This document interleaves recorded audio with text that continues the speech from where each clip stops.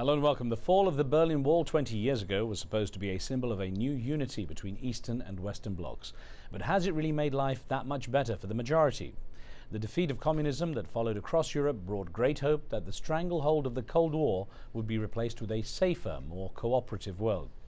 Televisions across the globe broadcast the dramatic pictures of the breaching of the Berlin Wall by thousands of Germans on both sides who gathered after an East German spokesperson mistakenly announced that the borders were open. Not long after that historic day, the Iron Curtain, as it was known, marked the collapse of the Soviet bloc. Well, the wall's demise did not happen in a vacuum. It was part of a broader reform movement in Russia and Eastern Europe that had been simmering under the surface for some time. So did the transition from communism to democracy and from socialism to capitalism bring everything the reformers wanted? While most in Eastern Europe say the move was positive, there are many who believe they were better off under the communist system.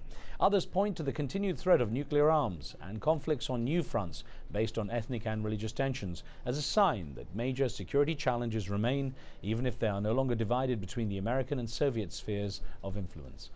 On today's show, we ask, 20 years after the fall of the wall, what has the end of the Cold War meant for Europe and the world? Remember, you can join our conversation with your questions and comments. Send an SMS or email, and we also welcome your phone calls on the show. Now, to start our discussion on where things stand today, we're joined by Al Jazeera's David Chater, who's currently at the Brandenburg Gate in Berlin. David, let me start by asking how the scene is developing there.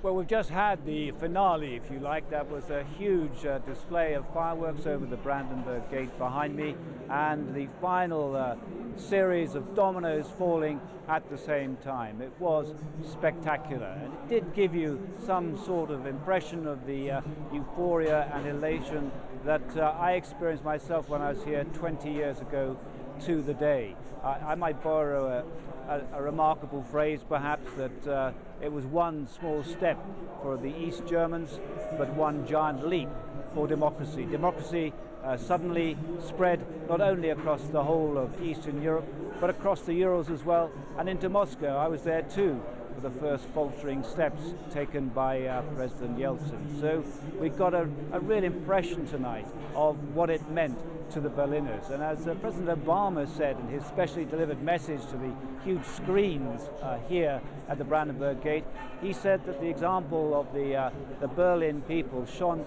like a light in the tyranny of darkness, the darkness of tyranny.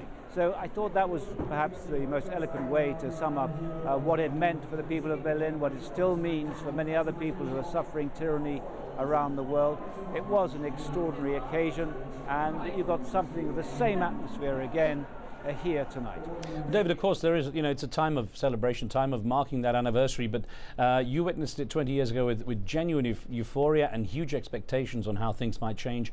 To what extent do you feel that vibe that things perhaps didn't change as much as people had hoped when you're there now, 20 years later? Well, I think we can all remember, I hope, the time before communism collapsed, what it was actually like, what it was like watching the crises, the political crises between the East and the West. There was a massive build-up of the nuclear stockpiles. There was the false security, if you like, of the policy of mutually assured destruction.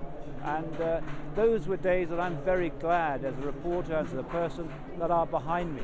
And certainly in East Germany, I've been traveling there over the last few days, as I did before the wall actually came down.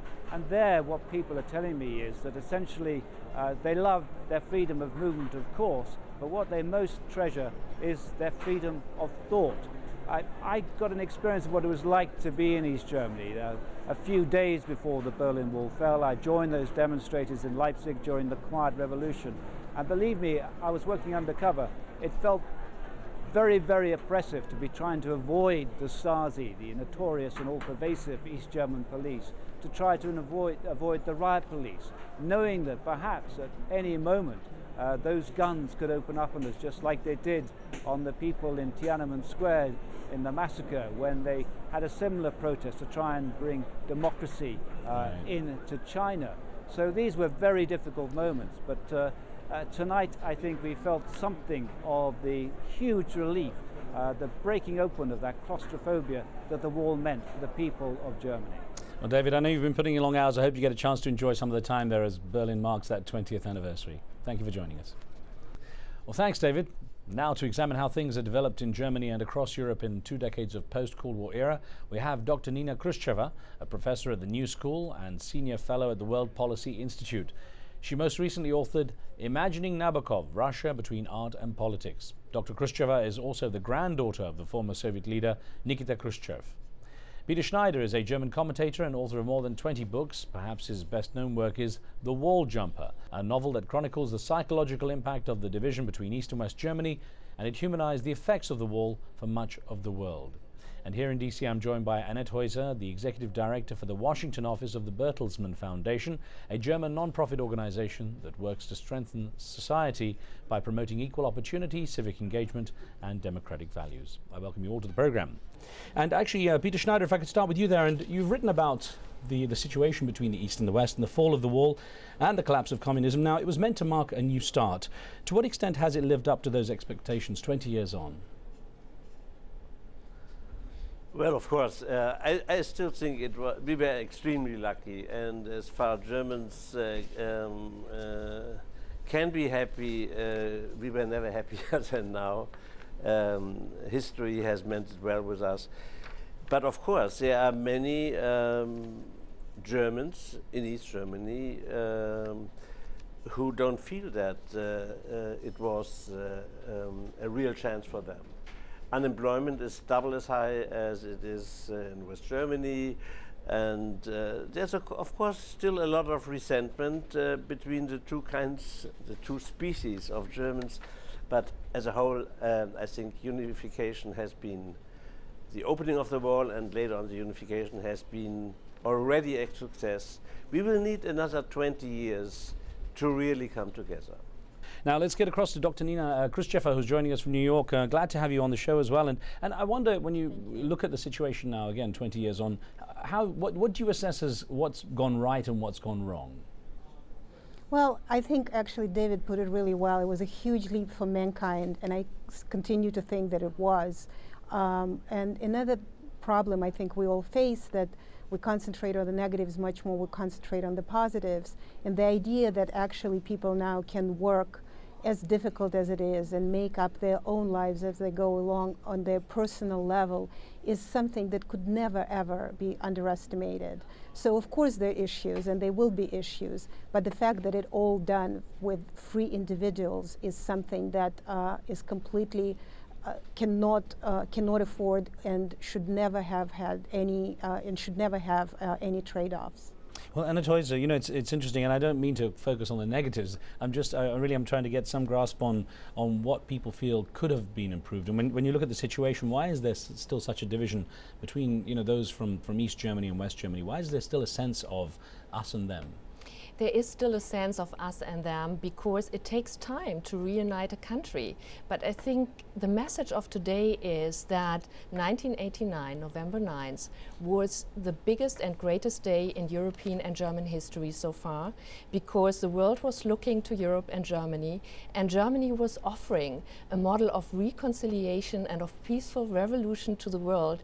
And it was a real pan-European moment that reminded us that at the end of the day, it's up to the citizens to make change. It was the moment of civil society in Germany. But it's like someone flipped a switch. Was it too quick? Was it too rushed? Was it effectively a takeover rather than a merging? I mean, such an event never happened before. So for the Western German government under the leadership of Helmut Kohl, it was a real challenge. But at the end of the day, it worked out pretty well. Germany is united. Of course, we have some shortcomings that we need to face, in particular if you look at the unemployment rate in the eastern part of Germany, which is twice as high as in the western part, in particular among the younger generation. But besides that, the country is united. It's the biggest country in Europe, and it takes a leadership role within Europe. Now, Peter Schneider, of course, as Annette Heuser has said, that unemployment is an issue. Of course, it's affected women who actually had it in some ways easier under the communist system. But also Angela Merkel is the first East German to lead the reunited Germany, and a lot of hope was put on her head as on her shoulders as the head of the country. I wonder whether, you know, in your opinion, she's lived up to the expectations. Well, first of all, the case of Angela Merkel, of course, is a fairy tale. I mean, nobody ever could have imagined that a daughter of a Protestant priest living in the GDR in a party that has never cared for women and emancipation, I'm talking about the Christian Democrats, became the leader of this party. And not only that, she changed the party in such a way that she actually social democratized this party.